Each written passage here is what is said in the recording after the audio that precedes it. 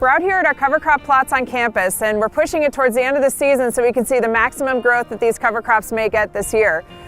So I want to show you two different planting dates. July 27th is this first row in front of me, and then the row behind that is August 23rd.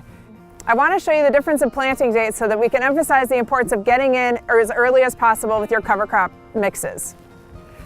So the first one I want to show you is the turnip. And so again, this plot was planted earlier than the plot behind me.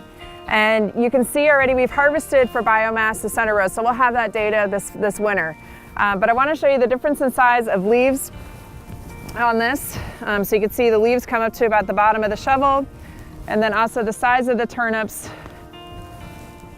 is about this size. So just to give you an idea of what this looks like for an end of July planting date.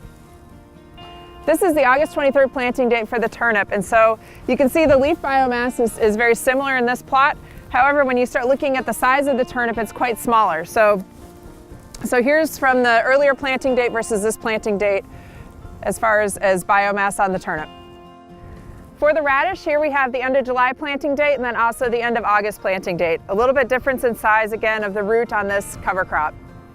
Mustard is one of the species that grows the fastest when planted. So here we're looking at the earlier planting date at the end of July and also the planting date at the end of August. Quite a bit of difference in the above ground biomass.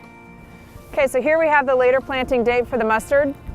And you can see how the biomass is much, much lower than the earlier end of July planting date. So here we're looking at faba bean, which is a little bit more cold tolerant species. And you can see on the earlier planting date we get excellent biomass on it, but at the later planting date, the plant is maybe a third the height and a third the biomass of the other one. We talk a lot about not including warm season species in your cover crop mix, and this is exactly why. Here we have the sorghum Sudan grass that was planted at the end of July, and you can see with the first frost or two that it's already dead and won't do anything else later into this fall. You can see behind me the seeding where we had a later planting date on it. So if you're going in the end of August, warm seasons are not a good fit in your cover crop mix.